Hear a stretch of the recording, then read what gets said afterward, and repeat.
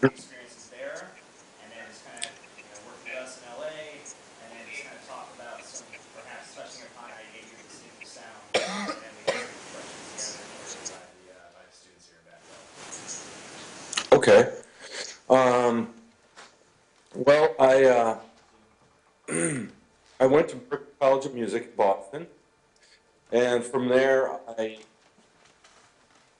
can hear a delay. It's normal.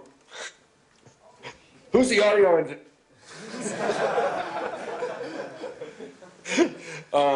Anyway, I went to Berklee School of Music, and then I studied. They had a program for production and engineering, and I went from there to Boston. I mean, to New York, and I started.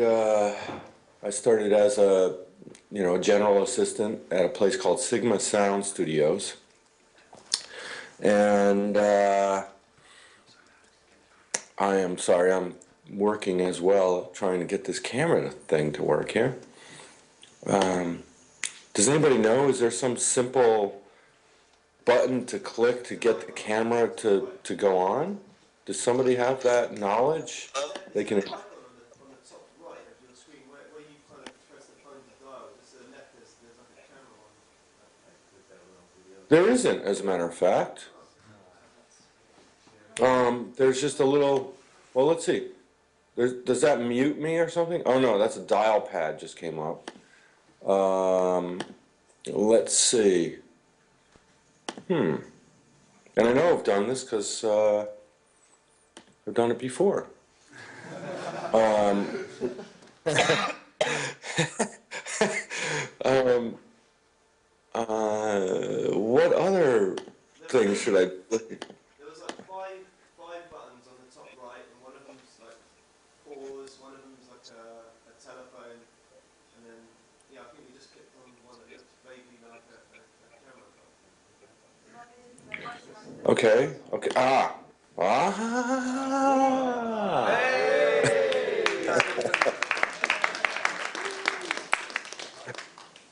All right.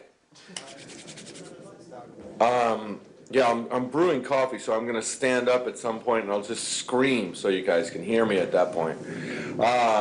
Anyway, so yeah, I started working at Sigma Sound Studios in New York. It's in the Ed Sullivan Building, where they film Letterman now. And there were a lot of studios in New York at that time. Nowadays, there's 5. In those days, there were 50. So it's a very, very different landscape in New York now. There were studio musicians that came every single day to do jingles for commercials, and then at night bands would come and use it at nighttime. I didn't actually work as an employee at Hit Factory.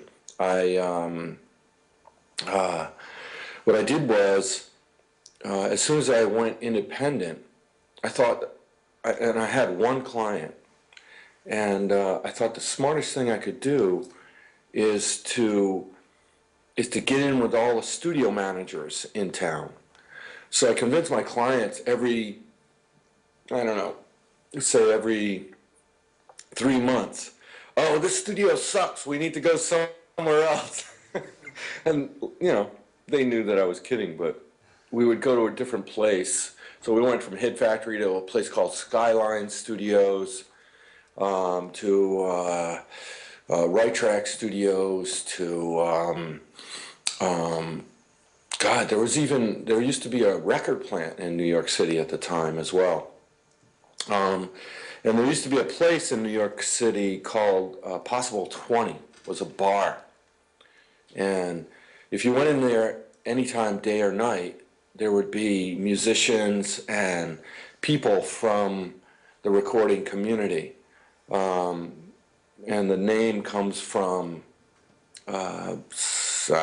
because I'm not a studio musician, I don't know the exact way that it came out, but it comes from Normally you would go in for a 3-hour session, and if they needed you for longer, they would say it's a possible 20, and that's what that bar got its name. That's how that bar got its name. So of course we would all hang out there. So there would be the assistants from Hit Factory and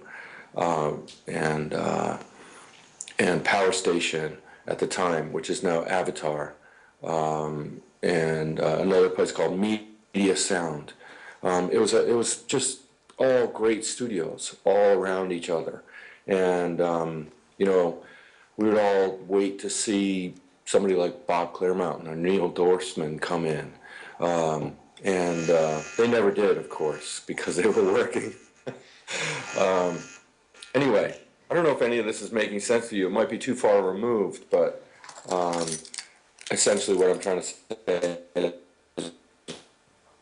when I started in recording studio business, and there was a thriving training program at every studio, and everyone would, that's how we learned. I mean, what I learned at school was more technical things. I mean, I think I attribute Berkeley to my knowledge of music more than I do my knowledge of recording and engineering.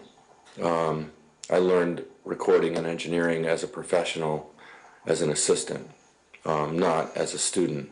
Excuse me, my coffee is ready, but go ahead and Tristan, let me know what my next topic is. Well, perhaps we'll interject some of the subject questions. So, should we ask the first one? Okay. Yeah, that's cool. Okay, hopefully you can hear this. I can hear you. First of all, thanks so much for taking your time to do this, Tony. We all really appreciate this massively. Okay, so the first question is from one of our guys, Tom. He wants to know what's the very first step you take when you're working on a track. So what's kind of step one for you? And following on from that, vocals, how do you get that massive attitude-filled pop vocal sound? So, yeah. Okay, two big questions. First thing is, you got to know what you're doing and why. And I don't mean, you know, you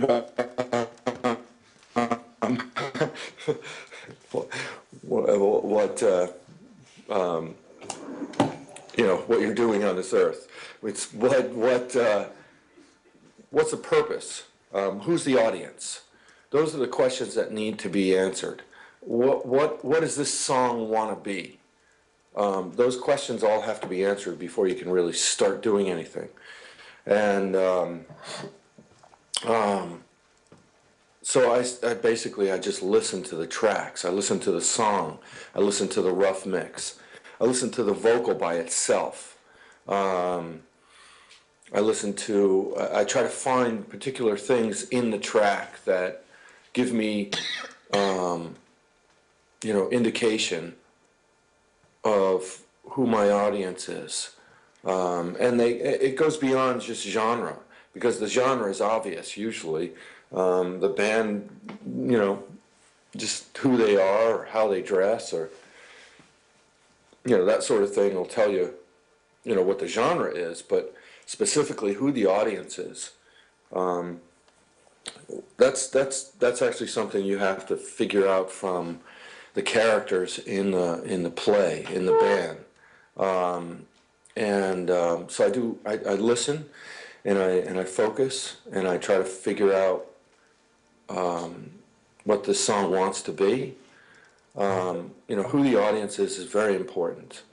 I also, you know, of course I have to pay attention to the rough mixes nowadays, because in the Pro Tools era, everyone is allowed that time spent to do